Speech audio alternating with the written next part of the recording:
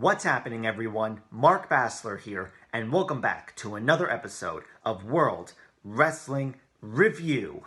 Now, I know I said before at the end of the previous episode that I would be discussing my predictions for the pay-per-view event Hell in a Cell, but clearly we've gone beyond that event. But, however, now, I want to take the opportunity to talk about my thoughts for specific matches at Hell in a Cell that interest me the most. So, let's get right to it. The first match of the event was Roman Reigns versus Jay Uso for the Universal Championship. Let me tell you, this match was pretty much stole the entire show, even though it was just the first match. This was overall my favorite match of the event, honestly, because the storyline between Roman Reigns and his cousin was just spot on, really. It got to the point where it was so personal that Jay Uso's brother Jimmy got involved and tried to talk some sense into Roman Reigns about their real-life family with each other. Look at me, Uso! Look at me! Look at me, please. It's always been like that. But this ain't it. This is not it.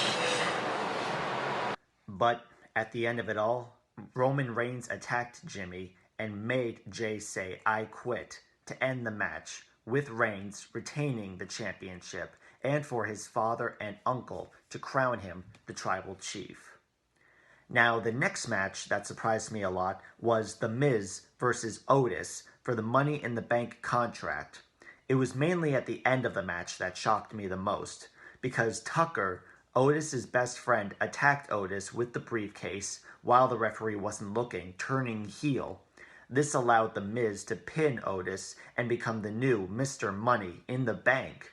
Tucker explained that Otis was getting all the attention and opportunities, while he himself believed to be an afterthought and thought that nobody saw him receive any opportunities. Now, I honestly like Tucker's heel turn because I agree with his motive on why he did what he did. Now, the next match really put me in a good mood. Sasha Banks versus Bayley for the SmackDown Women's Championship. After a 380-day reign of being the champion, Bayley submitted to her own best friend, Sasha Banks, thus Banks winning her first ever SmackDown Women's Championship.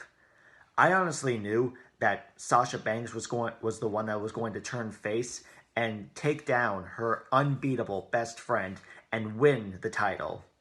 I'm pretty sure that this was a moment that a lot of WWE fans were waiting to see happen.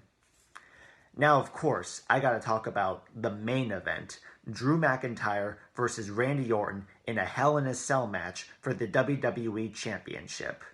Now, this match went everywhere, inside the cell, outside the cell, even on top of the cell. McIntyre and Orton fought with every strength that they had.